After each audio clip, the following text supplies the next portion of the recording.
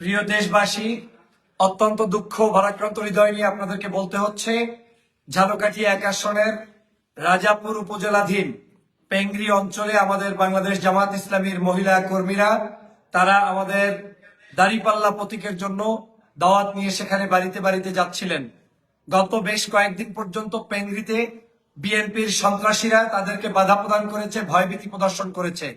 আজকে তারা আমাদের বোনদেরকে অবরুদ্ধ করে রেখেছে পেংরির সেই জায়গায়। আমাদেরকে যারা অভিযোগ করেছেন তারা বলেছেন বিএনপির একজন সন্ত্রাসী, যিনি সেখানে বিএনপির রাজনীতি করেন, সোহেল সাহেব নামের একজন ব্যক্তি, তিনি নাকি সরাসরি তাদেরকে বাধা প্রদান করছেন এবং তার সঙ্গপঙ্গরা সেখানে তাকে বাধা প্রদান করছেন। বাংলাদেশ জামাত ইসলামী একটি আদর্শবাদী সংগঠন। দাঁড়িপাল্লা প্রতীকের বিজয় দেখে এখন তারা বিভিন্নভাবে চক্রান্ত ষড়যন্ত্র করছে। আজকের আমার বোনদেরকে দাওয়াতি কাজে বাধা প্রদান করছে, অথচ এই বোনেরা তাদের নৈতিকতার জায়গা থেকেই বাংলাদেশ জামাত ইসলামের দাঁড়িপাল্লার প্রতীকের পক্ষে দাওয়াত দিবে, এটাই স্বাভাবিক। বাংলাদেশে একমাত্র রাজনৈতিক দল যেই দলে 43% মহিলা সদস্য সংযুক্ত রয়েছে, সেই দলের নাম হচ্ছে বাংলাদেশ জামাত ইসলামী। অতএব যেই দলের 43% মহিলা সদস্য রয়েছে, সেই দলের স্বাভাবিকভাবে সেই মহিলা সদস্যরা বিভিন্ন জায়গায় দাওয়াত দিবে, দাঁড়িপাল্লা প্রতীকের ক্যাম্পেইন করবে, এটাই স্বাভাবিক।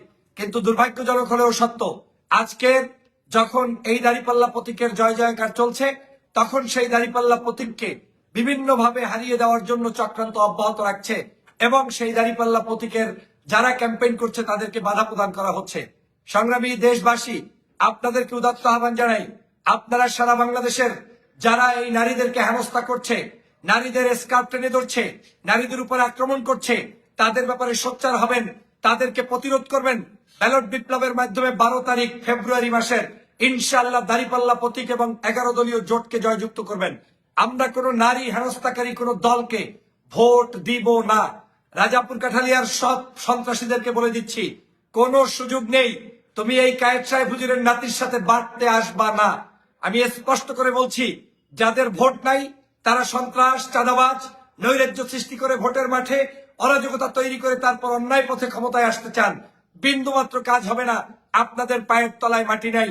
আমার বোনদেরকে ভয়ভীতি প্রদর্শন করা হচ্ছে। আমি স্বরাষ্ট্র মন্ত্রণালয় থেকে শুরু করে বাংলাদেশের প্রশাসন, সম্মানিত যে সকল আর্মি, পুলিশ সদস্য, বিজিবি যারাই দায়িত্বে রয়েছেন, আপনাদের কাছে অনুরোধ জানাই, আমরা শান্ত, আমরা ভদ্র। এর মানে এই নয় যে আমাদের উপরে যা ইচ্ছে তাই করবে। আমাদের ব্যানার ছিঁড়ে ফেলা হচ্ছে, আমাদের নারীদের উপরে আক্রমণ করা হচ্ছে, নারীদেরকে পথরুদ্ধ করা হচ্ছে, নারীদেরকে এমনকি শ্লীলতা হানি করার মতো পর্যন্ত দুর্ঘটনা তারা ঘটাচ্ছে। আমাকে এক বোন কান্না করে বলেছে এবং অনেক বোন শিকার পেতে পর্যন্ত লজ্জা পাচ্ছে তাদের সাথে কি দুর্ব্যবহার করা হচ্ছে। অতএব যারা এই সন্ত্রাসী করে আপনার সেন্টারের ভোট পাওয়ার ধান্দায় আছেন, ওই সেন্টারে আপনি ভোট পাবেন না। আমি সরকারকে অনুরোধ করব, নির্বাচনের আচরণ বিধির আইন অনুযায়ী কোন প্রতিপক্ষ প্রার্থীকে বাধা প্রদান করার কোনো বিধান নেই। এমনকি আমার দলের কোনো ব্যক্তিও যদি কারো সাথে দুর্ব্যবহার করে, আপনারা সেখানে কিন্তু আইন প্রয়োগ করার সুযোগ রাখেন।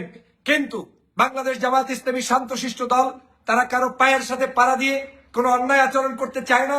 কিন্তু এর মানে এই নয় সম্পূর্ণ অন্যায় ভাবে আমাদেরকে প্রতিপক্ষরা আক্রমণ করবে, আক্রান্ত করবে, আর আমরা চুপ করে বসে থাকবো।